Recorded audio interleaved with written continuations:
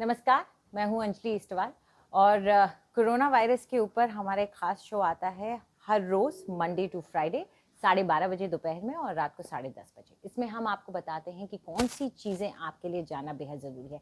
और एक सवाल जो लगातार हमें कमेंट्स के ज़रिए लोगों की तरफ से आता है वो ये कि मैं कोरोना वायरस की वैक्सीन क्यों लगवाऊँ? अगर वैक्सीन लगाने से मुझे 100% प्रोटेक्शन नहीं मिल रही है, उसके बाद भी मुझे कोरोना वायरस से कोविड हो सकता है, तो मैं क्यों लगवाऊं? इसका जवाब हम आपको देना चाहते हैं और समझाना चाहते हैं कि क्यों वैक्सीन लगवाना आपके लिए ज़रूरी है। तो सबसे पहले तो बात जो सवाल लोग उठाते हैं उससे शुरू करते हैं। सबसे पहला सवाल वो ये कि जब ये 100% इफेक्टिव नहीं है, 100% एफिकेसी नहीं है, तो फिर क्यों लगवाएं? अगर कोई कह रहा है कि ये 60% है, कोई दूसरी वैक्सीन कह रही है कि मैं 80% हूँ, कोई तीसरी वैक्सीन कह रही है मैं 90% हूँ, तो जब 100% नहीं है तो फिर वैक्सीन क्यों लगवाएं? ये काफ़ी लोग पूछते हैं। इसका जवाब ये है कि कोई भी वैक्सीन 100% इफेक्टिव, फुली 100% इफेक्टिव नहीं होती हैं। लेकिन ये तो हम सभी जानते हैं, जब हम छोटे थे या हमारे माँ बाप छोटे थे तो उस वक्त बीमारियां कितनी ज़्यादा होती थी। उसके बाद इम्यूनाइजेशन प्रोग्राम हमारे देश में शुरू हुआ और धीरे धीरे ये बीमारियां जो हैं वो कम होते रही। आपके आसपास कितने लोगों को पोलियो है?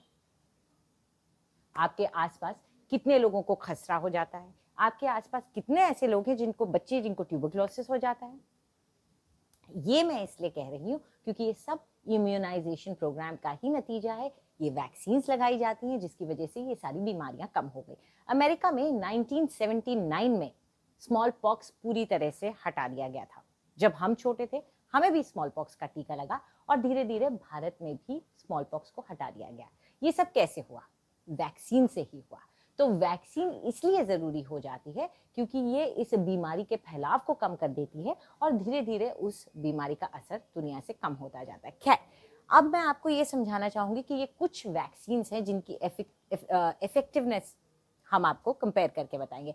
आईपीवी पोलियो वैक्सीन इफेक्टिवनेस ये अमेरिका में ज़्यादा इस्तेमाल होती है क्योंकि वहाँ पे बिल्कुल हटा दिया गया है पोलियो को। हम ओरल पोलियो वैक्सीन का इस्तेमाल करते हैं। वहाँ पे ये जो होती है, इस इनएक्टिवेटेड पोलियो वैक्सीन को कहा जाता है कि करीब 90% इफेक्टिव है पोलियो के खिलाफ और 3 डोजेस और 4 डोजेस के बाद ये 100% हो जाती है, लेकिन उसके लिए 4 डोज लगते हैं।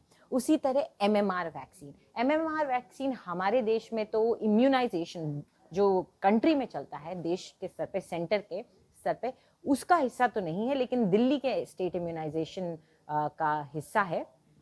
ये मीजल्स के खिलाफ काम करती है, ये मम्स के खिलाफ काम करती है, ये रुबेला के खिलाफ काम करती है। और ये वैक्सीन अलग अलग देखिए, 93% मीजल्स के खिलाफ, 78% मम्स के खिलाफ, 97% रुबेला के खिलाफ।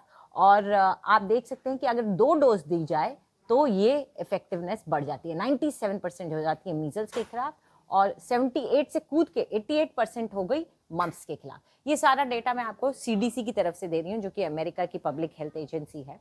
अब ये 2 कंपैरिजन आपने देख लिया, दोनों में से कोई भी 100% एक बार में ही नहीं है। 100% की एफिकेसी आपको कोई नहीं दे रहा है, कोई प्रोटेक्शन नहीं दे रहा है, फिर भी इसको सारी दुनिया लगवाती है। आप खुद, आपके जब बच्चे होते हैं तो आप उनको लगवाते हैं। अब देखिए बीसीजी वैक्सीन, इस वैक्सीन को तो हम काफ़ी अच्छी तरीके से जानते हैं, भारत में हम सभी को बीसीजी का टीका लगता है। ये वैक्सीन 70 से 80% इफेक्टिव है सिवियर फॉर्म्स ऑफ टीबी के खिलाफ और टीबी मेनिंजाइटिस जो बच्चों में होता है। ये आंकड़ा मैं आपको एनएचएस यूके से दे रही हूँ, जो कि इंग्लैंड का हेल्थ सिस्टम है, पब्लिक हेल्थ सिस्टम है। तो इससे ये साफ हो जाता है, इन 3 वैक्सीन का कंपैरिजन जो इफेक्टिवनेस का मैंने आपको दिखाया, उससे ये बात एक साफ हो जाती है कि कोई भी वैक्सीन 100% नहीं आपको सुरक्षा देती है। लेकिन इसका मतलब ये नहीं है कि आप इसको ना लगाएं, क्योंकि इसको लगाने की वजह से आपको एक प्रोटेक्शन ज़रूर मिलती है। और भाई, आपको कोई अगर कहे कि गोली चल रही है और आप ये बुलेट प्रूफ जैकेट पहन लीजिए, इससे आपको 100% तो नहीं हम बचा सकते हैं, लेकिन हम आपको ये कह सकते हैं कि हाँ 90% आप शायद, आपको गोली का असर ना हो, गोली लगे तो आपको चोट ना लगे। तो क्या आप वो रिस्क नहीं लेंगे? क्या आप वो बुलेट प्रूफ जैकेट नहीं पहनेंगे? इसको भी अपनी बुलेट प्रूफ जैकेट ही समझिए और इसको ले लीजिए। खैर, ये एक सवाल अक्सर लोग कहते रहते हैं कि अच्छा ठीक है, चलिए कोरोना की वैक्सीन मैंने ली तो क्या इसके बाद मुझे कोरोना नहीं होगा पक्का? और क्या कहते हैं, कोरोना अगर होगा तो फिर क्यों लेना है? ये कहीं ना कहीं एफिकेसी से ही रिलेटेड है। लेकिन आपको ये समझना होगा वैक्सीन का पर्पस क्या होता है। वैक्सीन के उद्देश्य क्या हैं? वैक्सीन के उद्देश्य हैं, पहला गंभीर बीमारी को कम करना, दूसरा मृत्यु के रिस्क को कम करना। तो अगर आपके लिए वैक्सीन लगाने से ये दो रिस्क कम हो जाते हैं, पहला ये कि आपको कोई गंभीर बीमारी नहीं होगी, हुआ भी चलिए मुझे कोविड हो गया, मैंने वैक्सीन ले रखी है, तो एक जुकाम हुआ, मुझे सर दर्द हुआ, मेरा बॉडी एक हुआ, मुझे बुखार आया, ये सब कुछ माइनर सिम्टम्स हुए और फिर मैं ठीक हो गई। मैंने वैक्सीन नहीं ले रखी है, मुझे कोविड हुआ, मुझे जुकाम से शुरुआत हुई, फीवर आया, आगे बढ़ती गई, मेरे चेस्ट में निमोनिया हो गई, मेरे लंग्स पे इफेक्ट पड़ने लगा, मुझे न्यूरोलॉजिकल प्रॉब्लम्स हो गई, मेरा ऑक्सीजन सैचुरेशन बहुत नीचे गिर गया और इवेंचुअली मौत हो गई। तो अब ये दो सिनेरियोज हैं। अब इन दो सिनेरियोज में कोविड तो दोनों को हुआ ना, लेकिन किसको कितना सिवियरिटी के साथ हुआ और किसकी मौत हुई ये साफ है। तो ऐसे में इस बैड सिनेरियो से बचने के लिए अगर आप वैक्सीन लगा लेंगे तो इसमें क्या बुराई है। तो कोविड तो हो सकता है, लेकिन कोविड की सिवियरिटी बहुत कम होगी आपके लिए और मृत्यु के चांसेस बहुत कम हो जाएंगे। आई थिंक ये आर्ग्यूमेंट काफ़ी है वैक्सीन लेने के लिए, लेकिन फिर भी अगर आपको लगता है कि आप वैक्सीन नहीं लगाना चाहते हैं तो सोचिए, अच्छी तरह से सोचिए। आपके साथ कोई ज़बरदस्ती नहीं कर सकता है, आपका शरीर है, आप अपने शरीर में क्या डालते हैं इस पर पूरा हक, 100% हक आपका है। लेकिन सरकार की तरफ से और हमारी तरफ से सिर्फ आपसे गुजारिश की जा सकती है और आपको समझाया जा सकता है, और उसी कोशिश में आपसे हम कहेंगे आप थोड़ा बैठ के इस बारे में सोचिए कि क्या ये जो सारा आंकड़ा मैंने आपको दिखाया है उससे एक बात तो साफ हो गई है कि चाहे वैक्सीन परफेक्ट ना हो, मतलब कि एकदम सबसे अच्छी चीज ना हो, लेकिन ये इतना हमारी बॉडी के अंदर एंटीबॉडी रिस्पॉन्स पैदा कर देती हैं कि ये आपके चारों तरफ एक ऐसा सुरक्षा कवच बना देती हैं जो कि आपकी अपनी नेचुरल इम्यूनिटी से ज्यादा कारगर है। तो आप किस पे ज्यादा भरोसा करना चाहेंगे? अपनी नेचुरल इम्यूनिटी के भरोसे सब कुछ छोड़ देना चाहते हैं, या एक बाहर से आपको एक सुरक्षा कवच मिल रहा है तो उसे भी अपनी नेचुरल इम्यूनिटी के साथ जोड़ करके एक दोहरा मोर्चा खोल दे? ये बस आपको समझाया जा रहा है।